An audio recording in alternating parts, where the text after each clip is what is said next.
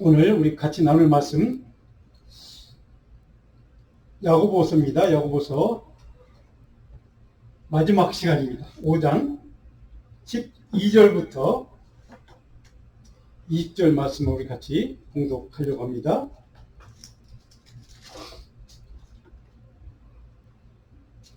제 성경은 신약성경 376쪽입니다. 교독하겠습니다. 제가 먼저 12절 공독합니다. 내 형제들아, 무엇보다도 맹세하지 말지니 하늘로나 땅으로나 아무 다른 것으로도 맹세하지 말고 오직 너희가 그렇다고 생각하는 것은 그렇다고 하고 아니라고 생각하는 것은 아니라 하여 정죄받음을 면하라. 너희 중에 행한 자 하나가 자가 있느냐? 그는 기도할 것이요 즐거워하는 자가 있느냐? 그는 찬송할 것이냐? 너희 중에 병든 자가 있느냐? 그는 교회의 장로들을 청할 것이요 그들은 주의 이름으로 기름을 바르며 그를 위하여 기도할지니 믿음의 기름은 병든 자를 구원하리니 주께서 그를 이기시리라. 혹시 죄를 범하였을지라도 사하심을 받으리라. 그러므로 너희 죄를 서로 고백하며 병이 낫기를 위하여 서로 기도하라. 의인의 강구는 역사하는 힘이 큽니다. 엘리야 누구와 성성이 같은 사람들 그가 기도하는 자의 힘을 간절히 구하지 3년 6개월 동안 땅에 비가 오지 아니하라. 다시 기도하니 하늘이 비를 주고 땅이 열매를 맺었느니라. 내 형제들아 너희 중에 유혹되어 진리를 행하는 자를 누가 돌아서게 하리까. 읽습니다. 너희가 할 것은 죄인을 미혹된 길에서 돌아서게 하는 자가 그의 영혼을 사망에서 구원할 것이며 허다한 죄를 덮을 것입니다. 아멘. 우리 한 1분 30초 정도 우리 스크린 보시고 우리 한 비디오가 있을 거거든요. 예, 그한 1분 30초 우리 같이 한번 잠깐 보겠습니다. The new major ruling before just today, and this one involves religion and public schools. In a 6-3 ruling, conservative justices siding with a high school football coach praying at the 50-yard line following games, often with players right near him.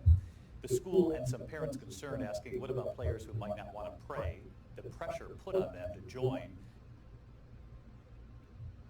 And some asking, what happened to the notion of separation of church and state? Terry Moran at the Supreme Court today. At the Supreme Court today, a landmark victory for religious expression at public schools. In a 6-3 decision, the court's conservative majority ruling that high school football coach Joe Kennedy has a constitutional right to pray at the 50-yard line after games, along with his players and other students. I just wanted to coach football, and I wanted to be able to give thanks afterwards. In 2015, the Bremerton, Washington School District at first tried to get Coach Kennedy to pray privately when he was off duty, and when he continued to lead prayers after games, the district suspended him.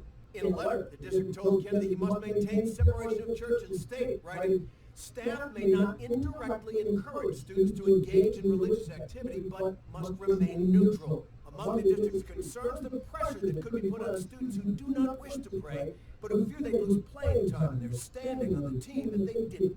Kennedy says the prayers were voluntary. They don't have to participate, but we shouldn't have to hide who we are, and everybody gets to be themselves. Justice Neil Gorsuch, writing for the court today, declaring that the school district is 거기까지만 wrong. 하겠습니다.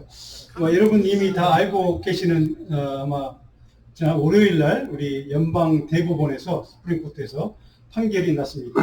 이 사건의 내용은 고등학교 그러니까 공립학교입니다. 공립학교의 하이스쿨 풋볼 팀 코치 지금 나왔던 조 케네디라는 분인데요. 워싱턴 스테이트에서 일어났던 사건인데 2015년이라고 합니다. 근데 이분이 이제 굉장히 믿음이 좋으신 분인데 공립학교라서 이제 게임이 다 끝나고 거의 50 야드라인이라고 가운데 있잖아요. 우리 풋볼 그 경기장 중간에서 꼭 이분은 끝나면 기도를 했다고 합니다. 그래서 조용하게 혼자서. 근데 학생들이 이제 아마 믿음 있는 학생들이겠죠. 같이 저기서 묻고 같이 기도를 여러 번 했다고 합니다. 근데 2015년의 사건은 그 중에 학부모 중에 몇 사람이 내 아들을 저 코치가 기도하는 일에 강제로 기도를 하게 했다. 이것 때문에 이제 그 부모의 사람이 이제 재판을 건 겁니다. 공립학교에서 혼자 조용히 기도하면 됐지 왜 내 자식까지 기도하게 만들었냐. 이렇게 돼서 이제 시작이 된 사건이고, 그래서 그 스쿨 디스트릭에서 공립학교니까 이제 아마 사임 압박을 본인이 스스로 그만두고 이 재판을 이제 했는데, 아마 1, 2심에서는 유죄 판결을 받고 이제 대법원에 가서 무죄 판결을 받은 사건입니다. 이 사건이 왜 중요한가 하면 미국 공립학교에서 기도하는 것을 없애버렸잖아요. 얼마 전에. 그래서 못하게 했습니다. 근데 그것을 다시 가능하게 만든 사건이기 때문에 이제 굉장히 이슈가 되고 중요한 사건이기도 합니다. 저는 뭐 다른 건 다 그만두고 이분이 기도에 혼자 조용히 기도했는데 학생들 여럿이 같이 참여했고, 그래서 지금도 조금 전에 인터뷰에 나왔지만 내가 강요한 적은 없다. 자발적으로 학생들이 참여한 것이지 내가 조용히 기도했는데 학생들이 자원해서 같이 기도한 것 뿐이다. 이거를 이제 강조한 이유가 강요했다고 지금 소송을 했기 때문에 내 자식을 공립학교에서, 그것도 코치가 게임 그 운동장 안에서 이제 기도를 이제 공연하게 기도하게 했다. 이제 이것을 반대하는 사람들이 이렇게 소송을 했기 때문에 그렇습니다. 미국은 종교와 국가가 우리가 아시다시피 다 분리된 나라입니다. 그래서 종교가 국가에 대해서 간섭하면 안 되고 또 국가도 종교에 대해서 간섭하면 안 되는, 이제 이게 미국의 전통 아닙니까? 근데 여기에 대해서 이 문제에 대해서 이제 도전을 한 판결이 이번의 판결입니다. 공립학교에서 다시 기도가 가능해진 사건입니다. 저는 다른 건 다 떠나고 이 개인에 대해서, 케네디라는 이 코치에 대해서는 좀 관심이 많이 갔습니다. 저분은 제가 개인적인 건 전혀 모르지만 몇 번 경고를 했답니다. 기도하지 말라고. 공립학교니까 아마 스쿨 디스트릭에서도 높은 사람들이 경고됐고 부모들도 경고했고, 근데 그것을 듣지 않고 항상 게임이 끝나면 기도했던 사람. 그래서 결국 저렇게 돼서 물론 무죄 판결을 받은 그 과정 가운데 얼마나 힘들었겠습니까? 자기 직장도 잘리고 이런 상황. 저는 저분은 자기 자업이 해고될 위험을 감수하면서도 자기 믿음을 지키는, 자기 기도의 삶을 포기하지 않았던 저분의 믿음을 저는 굉장히 위대한, 우리 모두에게 좀 큰 도전을 주는 그런 분이라고 생각이 들어서 여러분에게 소개를 했습니다. 저분의 사건, 저 코치의 어떤 연방 대법원에서 판결이 나기까지 이 사건을 통해 우리 모든 그리스도인들에게, 이 시대를 살아가는 우리 크리스찬들에게 저는 중요한 영적인 도전을 주는 그런 사건이라고 저는 봅니다. 우리들은, 저와 여러분은 일상의 삶에서 정말로 믿음의 기도로 살아가고 있느냐 하는 것입니다. 믿음의 기도로 살아가고 있느냐. 저는 이 도전적인 질문을 생각하면서 지난 10주 동안 우리가 살펴봤던 야고보서 이 말씀을 마지막 마무리하려고 합니다. 이 질문은 야고보서 사도가 성도들에게 제기하는 질문과 같은 질문입니다. 그 어렵고 고통스럽고 핍박이 있는 그 환난의 삶을 너희들이 살아가면서도 야고보 사도는 그 교인들에게 이 서신을 통해 그럼에도 불구하고 하나님의 가치, 말씀의 가치, 신앙의 가치, 오늘 본문에 나와 있는 믿음의 기도를 놓치지 말라. 이것이 그의 마지막, 이 서신의 마지막 마무리 짓는 이 권면의 내용입니다. 이 시대를 살아가는 우리 그리스도인들이 주님의 사명을 잘 감당하기 위해서 신실한 기도로 살아가고 있느냐 하는 도전을 우리에게 주는 이 사건입니다. 저는 한 주간 내내 야고보서 이 마무리를 지면서 야고보 사도의 마음속에 야고보 이 서신을 받았던 그 성도들에게 어떤 마지막으로 주고 싶은 메시지가 무엇이었을까? 저는 묵상하고 오늘 본문을 계속 읽었습니다. 고난을 당하면서도 믿음을 끝까지 붙들려고 애쓰는 영적인 치열한 싸움을 해나가는 그 성도들에게, 그 1세기 초대교회 성도들에게 예수를 믿고 따르는 그리스도인이라면 그 어떤 사람들이 주는 핍박과 혼란과 고통, 억압, 핍박이 있을지라도 그 힘든 삶을 살아가면서도 세상 사람들과는 정반대되는 가치, 내가 너에게 가르쳐주고 싶은 주님의 가치, 복음의 가치, 말씀의 가치를 끝까지 지키면서 살아가기를 원한다. 이것이 사도 이 야고보의 마지막 권면의 말씀입니다. 도대체 왜 사도 이 야고보는 왜 이 서신을 쓰면서 그 성도들에게 고통스러워 힘들어도 믿음의 가치를 놓치지 말고 그걸 붙들고 살아가기를 권면했을까? 특별히 어떤 것을 지키고 살아가고 권면했을까? 오늘 본문은 크게 세 가지로 우리에게 그 권면의 내용을 가르쳐 줍니다. 첫 번째로, 그리스도인은 신앙적인 정체성을 무너뜨리는 거짓 맹세의 삶을 떠나야 한다는 것입니다. 거짓 맹세를 떠나라 하는 것입니다. 오늘 보면 12절에 이렇게 기록되어 있습니다. 내 형제들아, 무엇보다도 맹세하지 말지. 하늘로나 땅으로나 아무 다른 것으로도 맹세하지 말고 오직 너희가 그렇다고 생각하는 것은 그렇다고 하고 아니라고 생각하는 것은 아니라 하여 정죄받음을 면하라. 옳고 그름에 대한 정확하게 표현을 하라는 것입니다. 이것도 아니고 저것도 아니다. 그런 것이 아니라 바로 정확하게 맹세하지 말지니라고 정확하게 우리에게 선포하고 있습니다. 거짓 맹세에 대한 주님의 가르침을 그대로 야고보는 반복해서 우리에게 가르쳐주고 있습니다. 그리고 허탄한, 두 전에 말씀드렸죠. 허탄한 약속을 하지 말라는 겁니다. 지킬 수 없는 약속. 순간의 위기를 모면하기 위해서 하는 약속, 헛된 약속, 무익한 약속, 아무런 가치가 없는 약속. 그 약속이 내 신앙의 올무가 되게 하지 말라 하는 것입니다. 차라리 힘들고 고통스러울지라도 정직하게 옳고 그름을 정확하게 표현하라는 것입니다. 이것이 바로 오늘 사도 야고보가 첫 번째 우리에게 가르치는 교훈의 말씀입니다. 자, 왜 이것이 중요한가? 말라기 3장 5절을 한번 같이 읽어볼까요? 구약시대의 맹세에 대해서 어떻게 가르치는가? 자, 같이 읽어봅니다. 내가 심판으로 너에게 임할 것이라. 점치는 자에게와 간음하는 자에게와 거짓 맹세하는 자에게와 품꾼의 삭스에 대하여 억울하게 하며 과부와 과를 압제하며 나그네를 억울하게 하며 나를 경외하지 아니하는 자들에게 속히 증언하리라. 거짓 맹세하는 자에게 와, 엔데라는 뜻입니다. 그 앞에 뭐 간음하는 자, 그 앞에 점치는 자, 그 다음에 품꾼의 삭스에서 억울하게 핍박하는 사람들, 그리고 사회적인 약자들인 과부와 과를 압제하는 사람들, 나그네를 핍박하는 사람들, 그 모든 사람들이 같은 죄인이라는 뜻입니다. 거기에 포함된 사람이 거짓 맹세하는 사람입니다. 엄청난 중요한 죄인이라는 뜻입니다.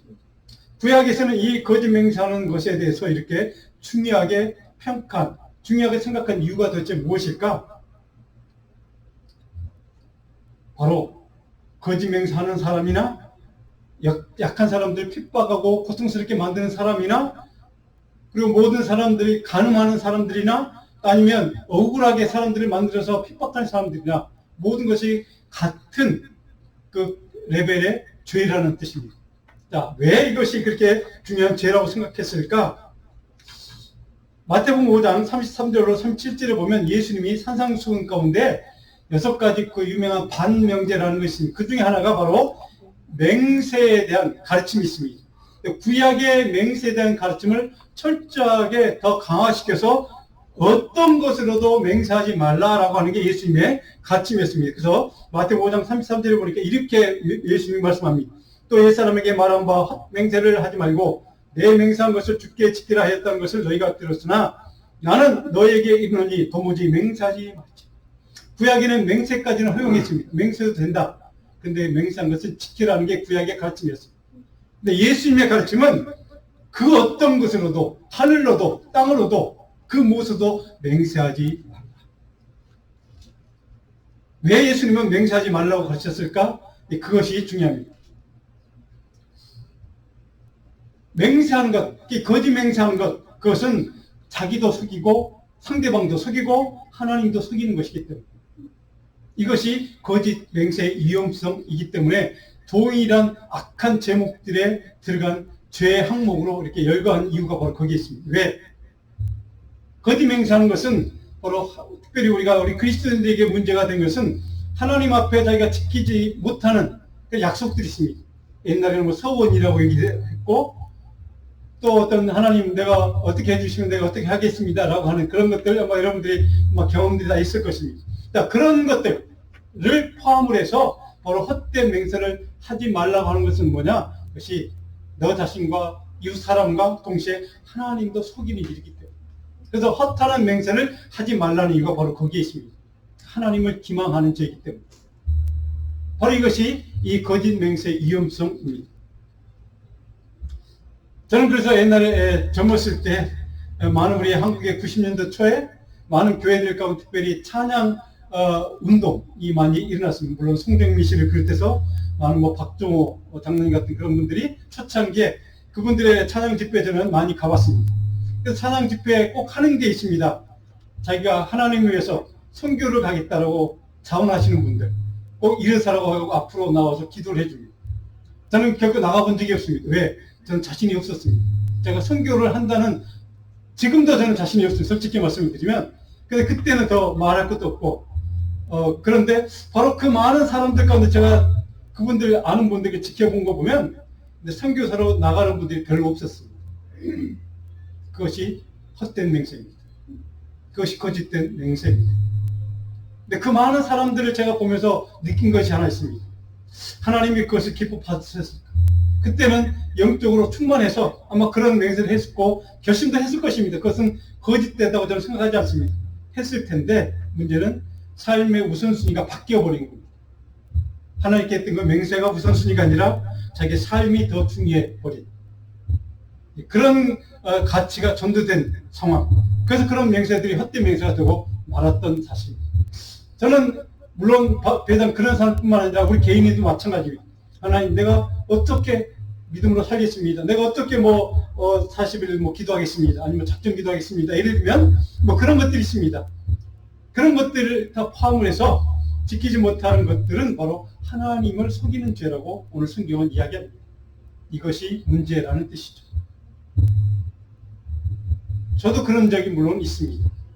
지키지 못할, 할 수 없는 약속을 해서 참 힘들었을 때가 있습니다. 그래서 제가 회개하고 그 약속을 하나님 앞에서 잘못했다고 제가 회개한 적이 있습니다. 많은 것들이 있습니다. 그 가운데 여러분들도 그런 경험들이 분명히 있을 것입니다.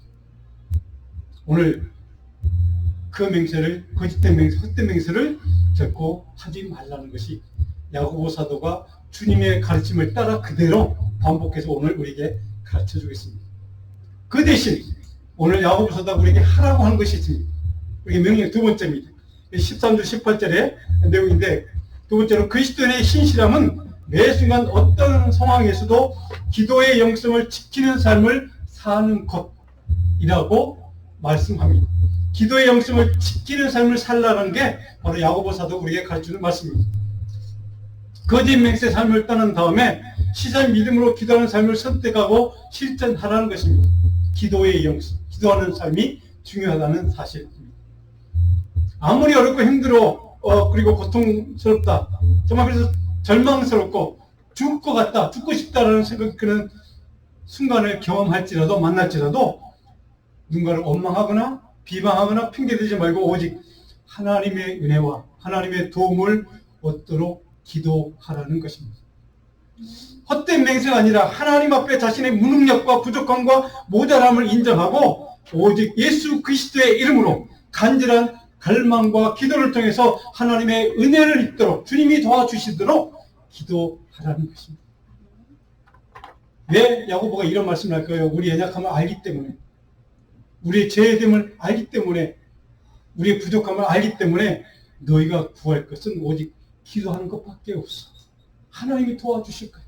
하나님의 도우심과 하나님의 은혜와 긍휼만이 너희가 살아날 길이야라고 분명히 알았기 때문에 우리에게 기도하라 이렇게 명령하시는 겁니다. 사랑하는 여러분, 그래서 13절에 보니까 이렇게 읽을 때 있죠. 너희 중에 고난당하는 자가 있느냐? 그는 기도할 것이요. 즐거워하는 자가 있느냐? 그는 찬송할 것이다. 기도와 찬송의 중요성을 야고보는 우리에게 가르쳐줍니다. 어떤 고난의 상황을 만나도 기도하라. 어떤 네가 아무리 행복하고 즐거운 상황을 만날 때도 하나님을 찬송하라. 이것이 오늘 야고보가 성도들에게 주는 마지막 권면 가운데 가장 중요한 메시지입니다.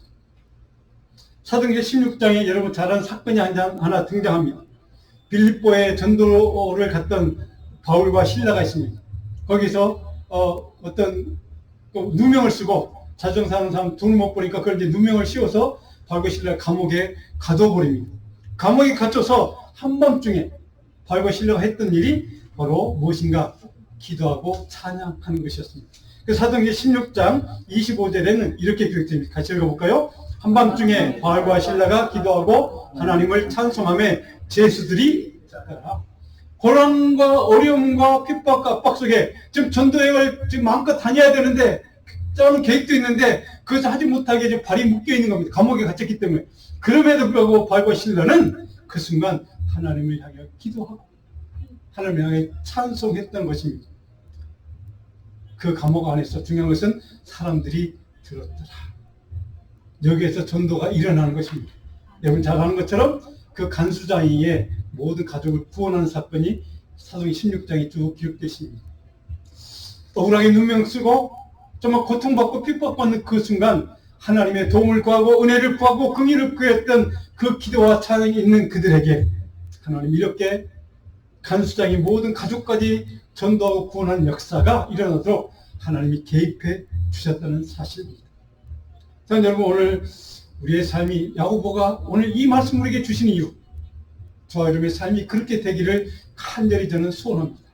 우리가 어떤 어려움을 만나고 환난을 만나고 힘든 일을 만날지라도 절망의 순간을 경험한다 할지라도 정말 죽을 것 같은 그런 아픔의 순간을 경험한다 할지라도 무고하게 당하는 비난과 비방과 정말 아무런 죄 없이 정말 사람들의 모함에 의해서 욕을 먹는 그런 어려운 일을 경험한다 할지라도 우리가 해야 될 일은 하나님의 은혜를 하나님의 도우심을 구하는 기도와 하나님의 거룩하신 이름을 찬양하는 찬송. 저는 이것이 우리의 삶이 되기를 간절히 소원합니다. 우리의 삶이 바로 이것이 기도와 찬양의 삶이 우리를 살리는 능력이 되기 때문에 그렇습니다. 오늘 본문 14절에 보니까 기도와 찬양의 능력이 무엇인가 또 우리에게 가르쳐줍니다. 너희 중에 병든 자가 있느냐? 그는 교회 장로들을 청할 것이 그들은 주의 이름으로 기름을 바르며 그를 위하여 기도할지. 기도의 능력은 또한 병든 자도 살리는 능력이 있을 것이다. 아픈 병자들 치유하는 회복의 능력이 바로 기도의 능력이다 라는 것을 우리에게 말씀합니다. 그리고 기름을 바르고 얘기합니다. 성령의 기름 부심을 바로 간절히 기도하고 간청하라는 것입니다. 성령의 역사가 임할 때, 성령이 능력이 임할 때 바로 그 간구를 통하여 병든 자도 치유하시는 능력, 하나님의 능력이 너희 안에 경험되게 될 것이다. 자, 여러분 바로 이것이 기도의 능력인 것을 실례로 지금 야고보는 예로 제시하면서 우리에게 가르쳐줍니다. 오늘 저와 여러분들 우리 권사님 아까 기도하신 것처럼 우리 가운데 질병에 고통당하는 우리 성도들, 우리 이웃들, 우리가 아는 분들, 기도하는 분들이 있습니다. 어른 상하는 분들, 물론 연세 때문에 나이가 있으니까 또 어려움 당하는 분들도 물론 있지만 원하지 않는 질병 때문에, 암 때문에, 암세포 때문에 어려움 당하는 분들도 있고 여러 가지 인간적인 문제 때문에 고통당하는 분들도 있습니다. 그런 모든 분들의 아픔과 질병과 고통, 이 모든 것들도 하나님의 은혜와 승리의 권능으로 고쳐주시고 치유해 주시고 회복시켜 주신다는 그 믿음을 가지고 하나님의 그 도우심을 구할 때 하나님 거기에 역사하시고 들어주신다는 약속입니다. 저는 그 기도가 우리에게 있기를 원합니다. 그 기도의 능력이 성령의 치유하심이 회복하심이 우리에게 충만하게 임하기를 간절히 소원합니다. 오늘 이것이 기도하라는 이유입니다. 그러면 도대체 우리가 우리 그리스도의 믿음의 기도가 왜 중요하고 반드시 필요한가? 15절에 이렇게 기도했죠. 지금 말씀드린 것처럼 믿음의 기도는 병든 자를 구원하리. 주께서 그를 일으키시는 병든 자를 구원하고 일으키시는 치유하시는 회복하는 능력 바로 이것이 기도이기 때문에 기도하라고 야고보는 우리에게 가르쳐줍니다. 혹시 죄를 범하였을지라도 그 기도가 있으면 용서함을 받을 것이다. 오늘 이것이 우리에게 주시는 가장 중요한 핵심 메시지입니다. 그런 믿음의 기도로 하나님 앞에 도움을 구하고 은혜를 구하고 긍휼을 구하면 아무리 큰 죄를 지었다 할지라도 십자가 앞에 정말 그 보혈의 능력을 믿고 의지하고 용서해달라고 주님 앞에 나오면 기도하면 간구하면 은혜를 구하면 하나님이 용서해 주신다. 그 어떤 죄가 주홍빛같이 붉은 죄일지라도 하나님은 우리의 죄를 용서해 주신다. 바로 이것이 오늘 믿음의 기도의 능력이라고 야고보는 가르쳐줍니다. 사랑하는 여러분, 그 은혜를 입은 사람들이 저와 여러분 아닙니까? 나 같은 그 큰 죄인을 하나님 용서하셨고 십자가의 보혈의 능력으로 우리를 품어주셨고 우리를 우리의 모든 죄를 주님이 스스로 감당해 주시고, 그래서 우리는 의로운 사람이죠. 주님 앞에서 십자가 은혜로 우리 구원받았다, 영원한 생명을 누렸다고, 하나님의 나라를 유업으로 받았다고, 하나님 형통의 복을 누린 자라고 우리는 인정받게 된 것입니다. 이 은혜가 너희에게 내가 마지막으로 권면하는 권면이다 라고 하는 것이 오늘 바로 이 15절의 이야기입니다. 믿음의 기도는 병든 자를 구원할 뿐만 아니라, 그리고 어떠한 죄를 졌다 할지라도 그 용서, 그 모든 죄까지도 하나님은 용서해 주시는 믿음의 능력이 나타나는 그것이 바로 믿음의 기도다. 그 믿음의 기도가 있으면 내 삶의 상황이 형편이었다든지 하나님은 그 모든 것을 아시고 도와주시고 은혜 주시고 구원해 주시고 용서해 주실 것이다. 자, 여러분, 이것이 오늘 우리의 믿음 되기를 간절히 소원합니다. 우리 삶 가운데, 우리 신앙의 자리에서 우리가 실수할 수 있고 죄 지을 수 있고 정말 하나님 앞에 말할 수 없는 부끄러운 범죄할 때도 물론 있을 것입니다. 그럼에도 불구하고 우리의 믿음의 기도, 그 모든 것을 다 용서하시고 품어주시고 우리를 의롭다고 인정해 주시는 바로 능력으로 열매 맺게 될 것이다. 자, 여러분, 이런 믿음의 기도를 드릴 때 우리가 꼭 잊어먹어서는 안 되는, 꼭 기억해야 될 한 가지가 있습니다. 우리 스티븐 로스라는 분이 이런 말을 남겼습니다. 같이 한번 읽어볼까요? 기도는 하나님의 뜻을 바꾸지 않는다. 기도는 하나님의 뜻에 복종하게 합니다.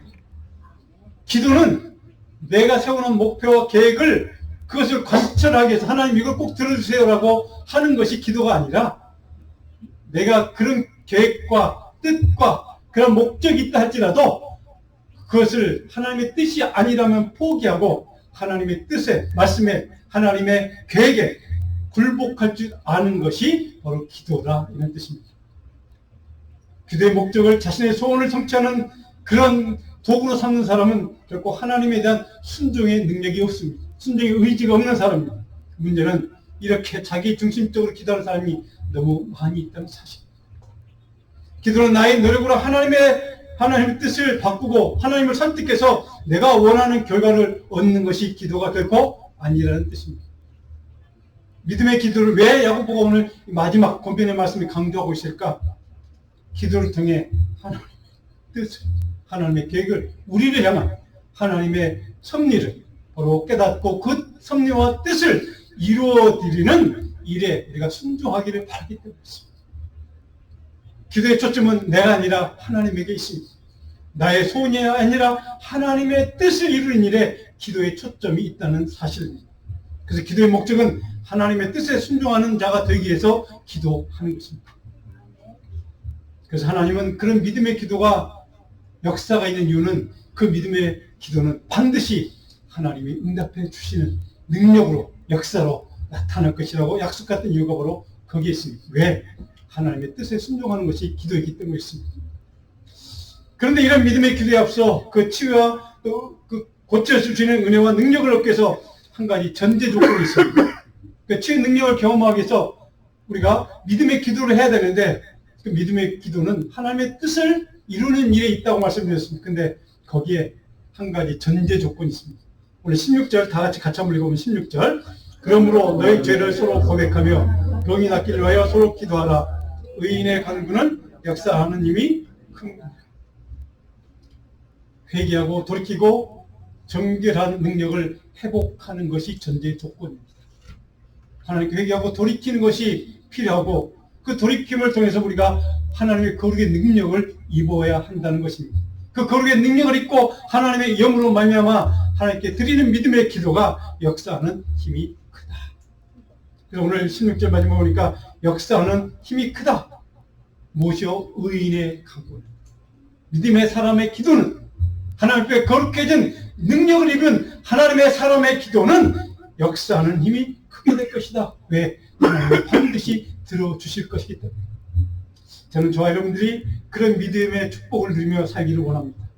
저와 여러분이 드린 기도는 하나님의 믿음으로 하나님 앞에 간절히 도움을 구하고 은혜 부어주시길 구하고 긍휼을 부어주시길 기도하는 그 믿음의 기도는 반드시 하나님이 들어주시는 은혜, 이 은혜를, 이 축복을, 이 형통의 복을 날마다 누리는 저와 여러분 되기를 간절히 소원합니다. 이것이 야고보가 오늘 마지막에 그 성도들에게 주시는 마지막 믿음의 본면입니다. 그런데 중요한 건 오늘 16절에 보니까 서로라는 단어가 있습니다. 서로 고백하며 그리고 낫기로 해요. 서로 기도하라. 믿음의 공동체는 서로 내 옆사람, 내 이웃, 교회 안에 다른 사람, 그 누군가를 위해서 서로 기도하고 서로 그 사람의 죄를 위해서 같이 고백하며 그 영혼을 위해서 간절한 마음으로 용서를 구하는 그러한 기도가 있는 공동체. 이것이 믿음의 공동체고 하나님의 교회의 가치의 목적입니다. 바로 서로 기도하고 서로 고백합니다. 왜 서로 기도하라고 했을까? 우리 모두는 하나님이 보시기에 하나님 앞에서는 모두는 죄인이기 때문에 그렇습니다. 그 누구도 의인이 없기 때문에 그렇습니다. 그 누구도 옳은 사람은 없습니다. 그래서 서로 부족한 죄인들끼리 서로를 위해서 기도하고 권면하고 서로를 위해서 간절한 마음으로 하나님의 은혜를 구하고 서로 용서를 구하는 믿음의 사람들이 만나는 곳, 이것이 교회입니다. 이것이 하나님의 공동체입니다. 이것이 교회의 가치, 교회의 목적이라는 뜻입니다. 그래서 오늘 야고보는 바로 그런 의미로 서로 기도하라고 가르칩니다. 저는 우리 교회가 여러분이 저를 위해서, 여러분을 위해서, 또 저를 위해서 여러분이 기도해 주는 그런 믿음의 공동체가, 사랑의 공동체가 바로 우리 교회가 되기를 간절히 소원합니다. 저는 이것이야말로 올바른 교회의 모습이라고 생각합니다. 교회 사이즈에 상관없이, 교회 성도 수에 상관없이, 교회 건물이 있느냐 없느냐에 상관없이 하나님의 교회는 바로 여러분이기 때문에 있습니다. 여러분이 그런 믿음의 삶을 살 때, 믿음의 기도로 누군가를 위해서 한 영혼에서 기도할 때에 하나님은 거기에 응답해 주실 것입니다. 저는 그렇게 믿습니다. 거기 기적이 일어날 것입니다.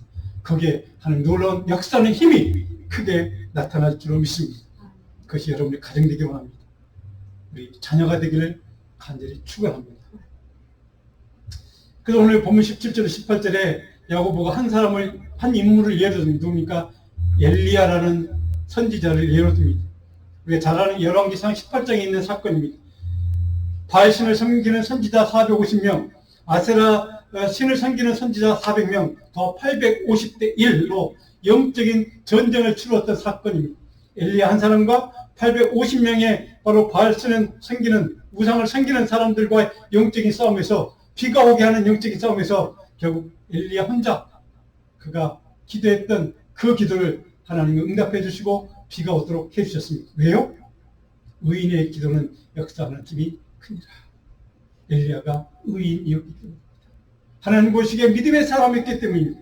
하나님 보시기에 하나님 앞에서 바로 큰 믿음의 사람, 헌신의 사람, 기도의 사람, 하나님의 성령의 사람, 그 사람의 기도를 하나님이 들어주신 것입니다.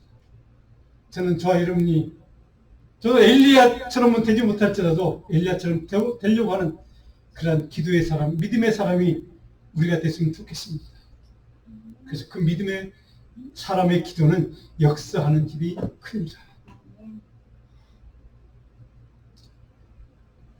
사랑하는 여러분, 오늘 세 번째로 야고보는 이렇게 권면합니다.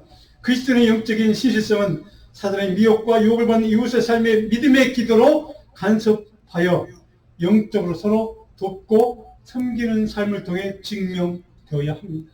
아까 말씀드린 서로 기도하라고 명령한 이유가 바로 여기에 있습니다. 서로 영적으로 돕고 섬기는 삶을 통해서 우리는 믿음의 기도의 사람인 것을 증명해야만 한다는 사실입니다. 19절에 보니까 이렇게 기록됐습니다. 내 형제들아, 너희 중에 미혹되어 진리를 떠난 자를 누가 돌아서게 하면, 바로 우리 믿음의 사람이 서로 기도하는 이유는 혹시 미혹되어서 사단의 유혹을 받아서 잘못된 길로, 믿음의 길을 떠나서 아까 사단의 길로 가는 우리 믿음의 성도가, 형제와 자매가 있다면 그 사람을 하나님의 길로, 믿음의 길로, 말씀의 길로 다시 돌아오도록 우리가 그를 권면하고 그를 위해서 기도하고 회개하며 그 사람 영혼을 위해서 정말 믿음으로 기도해야 될 이유가 있습니다. 그런 것이 교회 공동체라고 말씀을 드렸습니다. 그렇다면 미혹되어 바로 정상적 올바른 길에서 믿음의 길에서 방황하게 만드는 그런 사람이 있다면, 그를 돌아오게 우리가 노력하려고 하는 믿음의 공동체라면, 교회라면, 잘못된 길, 틀린 길, 정말 거짓된 길에서 올바른 주님의 길, 말씀의 길로 돌아오도록 그 영혼을 돌이키게 하려고 하는 믿음의 공동체라. 중요한 것은 2절 보니까 너희가 알 것은, 너희가 분명히 깨달아야 할 것은 죄인을 미혹된 길에서 돌아서게 하는 자, 그의 영혼을 사망에서 구원할 것이며, 중요한 것은 그렇게 우리가 그 사람을 위해서 기도했고 그 사람이 주님 앞에 다시 돌아오는 은혜가 있다면 그렇게 돌이키게 만드는 사람은 너희가 아니라는 것입니다. 우리가 아니라고요. 예수님이 하신 것이라는 사실을 정확하게 깨달은 것입니다. 너의 능력으로는 잘못된 사람을 온전히 돌아오게 할 수 있다. 권면할 수 있지만 그 사람을 돌이키게 하는 것은 너희가 아니라 오직 예수 그리스도만이 가능한 일이라는 뜻입니다. 무슨 말입니까? 교만하지 말라는 뜻입니다. 오직 주님만이 가능한 일을 네가 했다고 자랑하지 말라는 뜻입니다. 오직 하나님만이 하시는 일을 네가 했다고 교만하지 말라는 뜻입니다. 이것이 허탄한 자랑을 하지 말라고 명령했던 이유가 바로 여기 있습니다. 그의 영혼을 사망에서 구원할 것이며 허다한 죄를 덮어주시는 분도 예수 그리스도이기 때문에 네가 그 사람을 돌이켰다고 교만하거나 자랑하지 말라는 뜻입니다. 왜? 돌이키고 용서하시는 능력, 그 일을 해주시는 분은 오직 우리 예수 그리스도 하나님의 아들 그분밖에 없다는 사실입니다. 이 믿음을 떠나는 순간 우리는 거짓 믿으며 우리는 교만할 수밖에 없고 우리는 사단의 미혹에 넘어갈 수밖에 없다는 사실입니다. 마지막 20절에 야고보 사도가 이 구절로 이 서신을 마무리 짓는 이유, 너희가 알 것은 오직 예수만, 십자가에서 피를 흘려주시고 너희를 피의 값으로 사주신 그분만이, 그 그리스도만이 너희를 용서하시고 너를 살려주시고 영원한 하나님의 나라를 주시는 그 일을 하실 수 있는 그분 예수 그리스도밖에 없다는 사실을 너희들이 꼭 기억했으면 좋겠다. 사랑하는 여러분, 허다한 죄를 덮는다는 말은 칼루토라는 헬라 단어입니다. 모든 것을 이렇게 커버한다는 뜻입니다. 우리의 죄가, 우리 허물이 얼마나 크다 할지라도, 대해 저 바다와 같이 크다 할지라도, 저 하늘처럼 크다 할지라도 그 모든 것을 덮어버리는 하나님의 십자가의 은혜, 보혈의 능력, 용서의 은혜, 그 은혜만 있습니다. 저와 여러분은 다시 살아날 것입니다. 그 은혜가 있으면, 그 긍휼이 있으면 저와 여러분 다시 하나님의 형통의 복을 누리게 될 것입니다. 야고보가 마지막으로 이 말씀을 권면하는 이유, 바로 그 의도가 무엇일까? 한 주 동안 저는 그 이유를 생각하면서 우리가 그동안 살펴보았던 야고보서의 말씀을 쭉 묵상해 보았습니다. 가장 중요한 것 한 가지,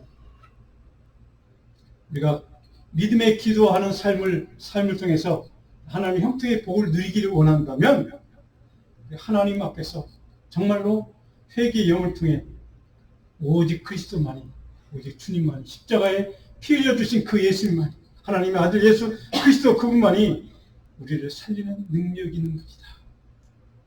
그 능력을 우리에게 주시는 분은 아버지 하나님, 예수 그리스도 그 아들을 통해서 십자가의 보혈만이 그 은혜를 가능케 하는 분이다. 이것이 그 믿음을 붙들고 어떤 상황에서도 끝까지 흔들리지 않고 주님을 섬기는, 주님 앞에서 믿음의 기도로 하나님의 긍휼의 능력을 입는, 사랑을 입는 복된 믿음의 사람으로 사는 길이고, 저와 여러분들이 그런 삶을 살기를 간절히 주님의 이름으로 다시 한번 축원합니다. 여러분 임윤찬이라는 우리 젊은 청년 이야기하면 다 아실 겁니다. 얼마 전에 미국에서 있었던 이 피아노 콩쿠르에서 18세 최연소의 나이로 그동안 그런 적이 없답니다. 18살 먹은 청년이 우승을 했던 사건이 얼마 전에 있었습니다. 근데 임윤찬 군이 18살인데 젊은 어린 나이인데 우승하면서 우리 한국의 어떤 방송에서 인터뷰를 했습니다. 인터뷰의 질문이 당신 우승하고 난 다음에 사람들에게 조명도 받고 유명이 됐는데 당신 뭐 변화가 바뀐 게 없습니까? 라고 질문했더니 이 18살 청년이 이렇게 했습니다. 제가 우승 한 번 했다고, 제가 유명해졌다고 제게 바뀌는 것은 없습니다. 나는 앞으로 또 지금처럼 계속 또 내 피아노 바로 이 음악 인생이 더 피아노가 더 성숙해지고 깊어지도록 매일매일 더 훈련하고 연습하고 또 저는 최선을 다해서 저는 바로 내 음악을 위해서 내 음악을 성장시키는 일에 노력할 것입니다. 저는 이 말 듣고 큰 저는 영적으로 충격을 받았습니다. 아마 이 청년 분명히 그리스도인이라고 저는 생각합니다. 그런 정도 16살짜리가 유명해졌으면 세계적으로 그것도 유명해졌으면 아마 좀 교만해질 수도 있을 텐데 내게 변하는 것은 없습니다. 내가 정말로 유명해져서 많은 사람에게 돈도 많이 벌 수 있게 되고 세계적인 피아니스트가 돼서 좀 내가 좀 부하졌다. 그래서 교만해질 수도 있는데 그는 그러지 않았습니다. 제게 주는 메시지였습니다.